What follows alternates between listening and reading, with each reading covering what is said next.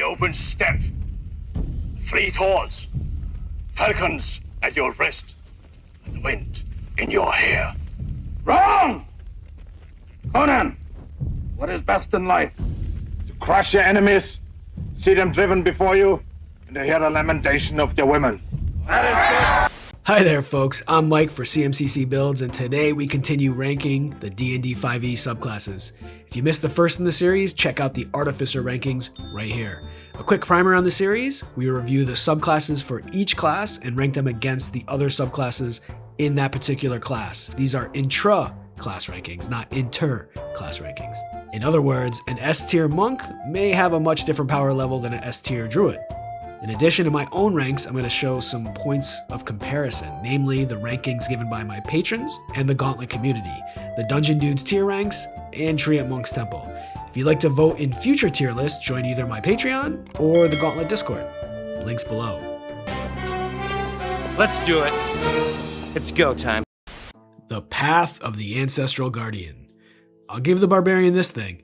They have some really cool flavor to their subclasses, and this is definitely near the top in that category. Being joined in battle by the spirit of your ancestors is pretty damn cool. But how powerful is it mechanically? Ancestral Protectors is a nice tanking ability while raging that gives enemies disadvantage to attack anyone but you after you hit them until the start of your next turn, not just for a single attack. In addition, this provides a creature, other than you, resistance to the damage. This is a strong Barbarian feature. Not the strongest feature, but certainly an important one to any meat shield or tank build. Spirit Shield reduces some damage for allies within 30 feet and scales a bit. This is a reaction only, so it's not terrible, and fits well with the Protector theme. Consult the Spirits gives the Barb a little bit of that utility they so desperately need, but not much. And Vengeful Ancestors deals a bit of damage as a level 14 ability. Not great. A strong level 3 ability and several moderate to weak features puts the Ancestral Guardian at a solid B. Path of the Battlerager.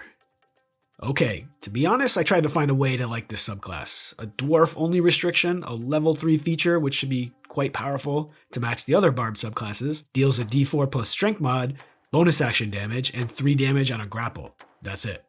It's not a weapon type we can boost with the power attack feats, it doesn't scale, it conflicts with your bonus action rage, the armor itself isn't fantastic, it's basically scale mail.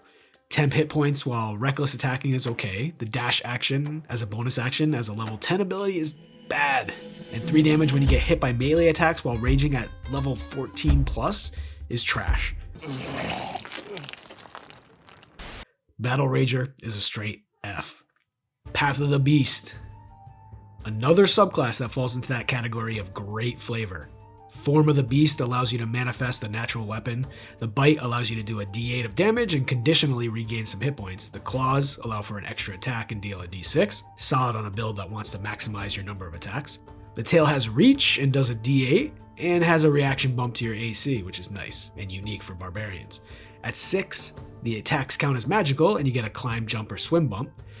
Infectious Fury at 10 is fine, but the limited uses really holds it back. Call of the Hunt allows you to gain some temp hit points and boost the damage of your allies. Nice to spread the love, but it will likely end up as a pretty minor damage bump. Beast comes in at a C. Path of the Berserker. The quintessential right idea, wrong implementation. An unlimited bonus action attack while raging at level 3 is nice. A stack of exhaustion is ridiculous. You serious? Mindless Rage is a nice level 6 ability that fits well thematically, I'm fine with it. Intimidating Presence at 10, nice idea, using your Charisma mod for the save is legitimately laughable. Why would you do this? It's a frenzied raging barbarian. Charisma ain't got to do with it. Use your action to extend beyond a round, also bad. This should be an AoE fear effect at this level, using Strength or Con as your ability score for the DC. Retaliation at 14 to use a reaction and hit someone who hit you. Yep, fine. I feel like this should be a level 6 ability.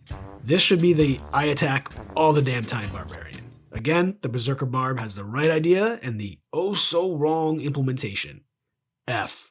If you want to make sure you have the right implementation when designing your own world or story, look no further than today's sponsor, World Anvil. World Anvil is the ultimate all-in-one software for tabletop gamers, fantasy novelists, and anyone who loves creative world building.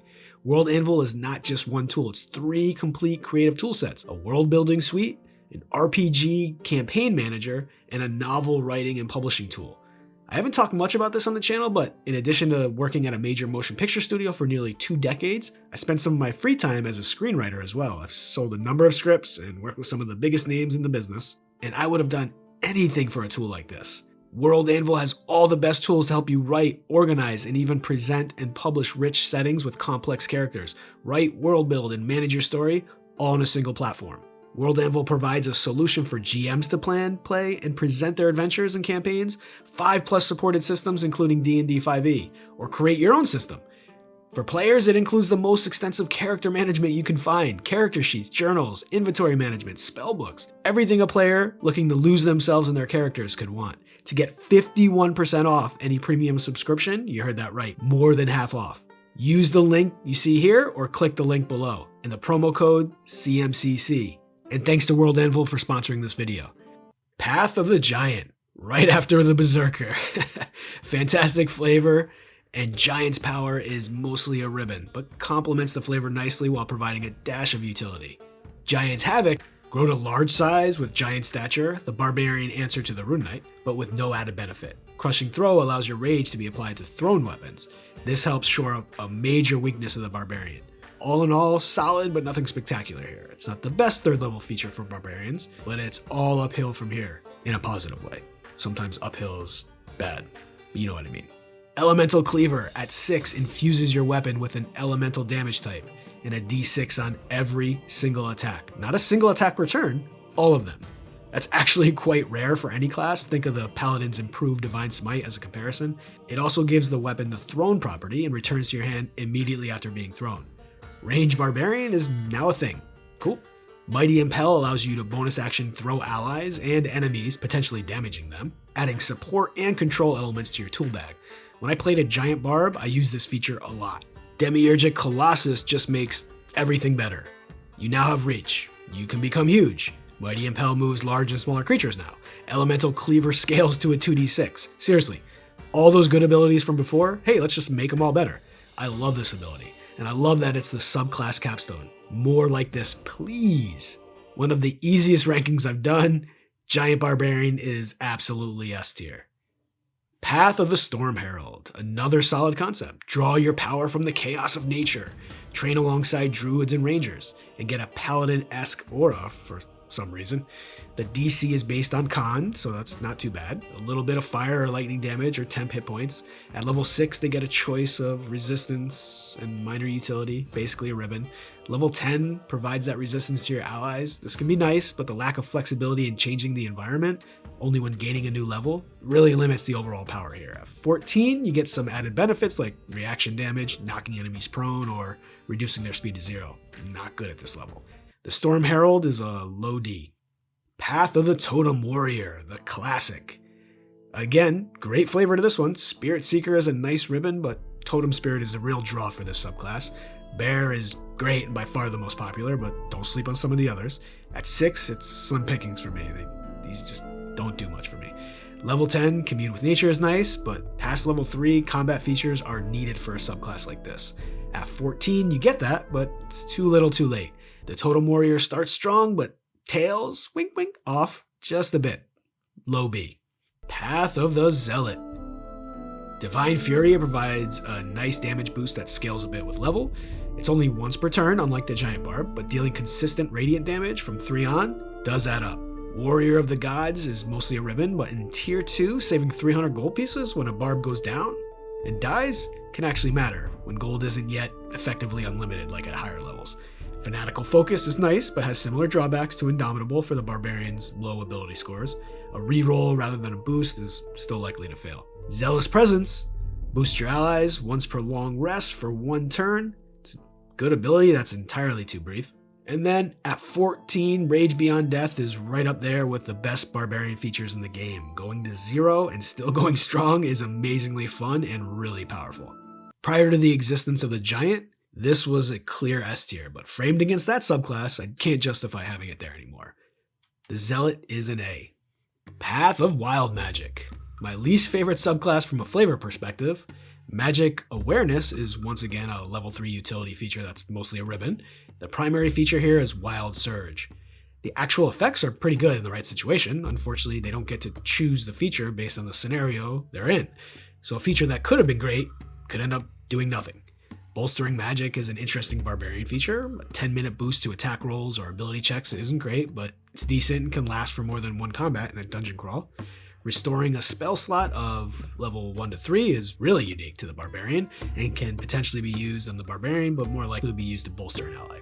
At 10, the Wild Surge extends to when the barbarian takes damage or fails a save, and at 14, they can roll twice on the Wild Surge table and choose the preferred option. Anything that cuts down the variability is a big win for me. Overall, the Path of Wild Magic Barbarian has some solid effects that are significantly weakened by a lack of choice from randomness. D. And let's see what some others think. Among my patrons and the Gauntlet Discord members voting for the most powerful subclasses, the Path of the Giant easily took first, with the Zealot the clear number 2, and the Totem Warrior and Ancestral Guardian tied for 3rd. Battlerager and Berserker pulls up the rear with 0 votes. Spot on from Patreon and Discord. The Dungeon Dudes didn't rank the Giant subclass, but did rank Totem Warrior as S tier, with Ancestral Guardian and Zealot at A. Somehow Battlerager made it out of the D tier, but otherwise I can't complain too much about this one. And finally, over at Tree of Monk's Temple, Chris also didn't rank the Giant subclass, but I checked with him and he agrees it's the most powerful. He had the Zealot in the top spot, so that would follow the Giant. A big deviation here from mine is the Beast subclass, which Chris ranks ahead of Ancestral and Totem Warrior on the strength of the level 3 ability. Thanks again for today's sponsor, World Anvil. Let's support great companies with great products, guys. Please check them out, and if you do, use the link below. Don't forget to use the promo code to get your discount. If you like what I do, please like, subscribe, share, and join my Patreon so I can do more. See you here next time, folks.